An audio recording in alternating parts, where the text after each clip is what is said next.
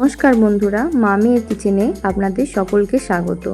তো আজকে আমি আপনাদের দেখাবো নিরামিষ থালি। তো নিরামিষ থালিতে সব রান্না তো দেখানো সম্ভব নয়, তার মধ্যে আমি আপনাদের দেখাবো দই পনির। তো তার জন্য দেখুন পনিরগুলো আমি খুব সুন্দর করে ছোট্ট ছোট্ট করে কেটে নিয়েছি। পনিরটা বানানোর জন্য আমি এখানে একটা মশলা রেডি করে নিচ্ছি। ছোটো চামচের 1 চামচ গোটা জিরে, 1 চামচ গোটা ধনে ও 1 চামচ গোটা গোলমরিচ, এগুলো আমি একটু হালকা করে ভেজে নেব। দেখুন আমার খুব সুন্দর ভাজা হয়েছে। এটা আমার ঠান্ডা হলে এটা আমি গুঁড়ো করে নেব।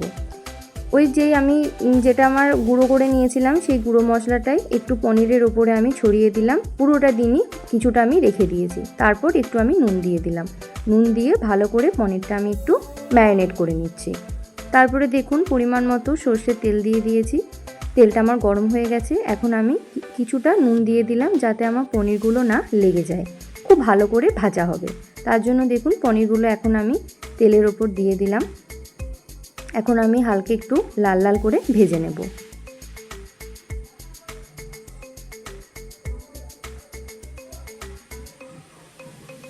দেখুন এক পিঠ আমার খুব সুন্দর লাল লাল করে ভাজা হয়েছে, আর এক পিঠ আমি ভেজে নিচ্ছি। দু পিঠই খুব সুন্দর ভাজা হয়েছে। এখন আমি পনিরগুলো একটি পাত্রে তুলে নিচ্ছি।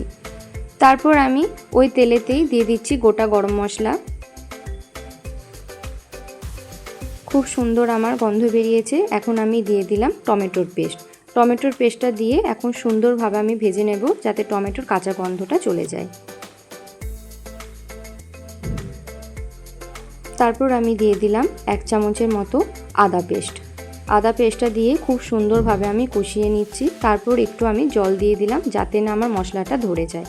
তারপর এখানে আমি পোস্ত, 2টো কাঁচা লঙ্কা ও আমি এখানে তার মতো কাজু বাদাম পেস্ট করে নিয়েছিলাম, সেই পেস্টটা এখন আমি দিয়ে দিলাম। আপনারা পোস্তর পরিবর্তে চারমগজ বাটাও দিতে পারেন।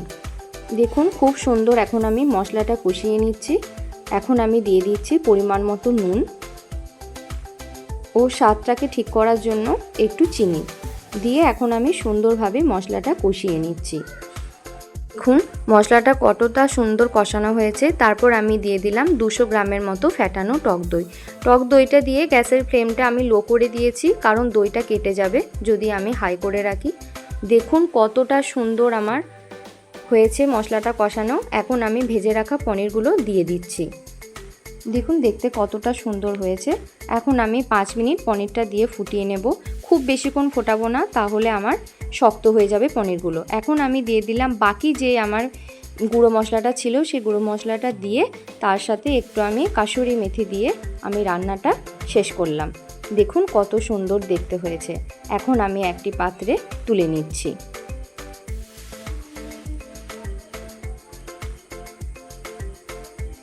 আমার একদম রেডি হয়ে গেছে দই পনির। তো আপনারা এভাবে অবশ্যই নিরামিষের দিনে একবার বাড়িতে বানাবেন, দেখবেন দারুণ লাগবে।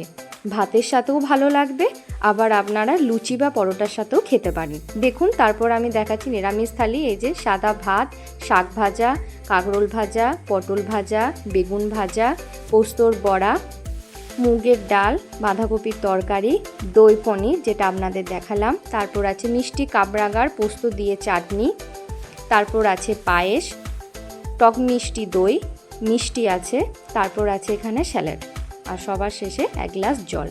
এটাই রইল আজকে আমার নিরামিষ থালি।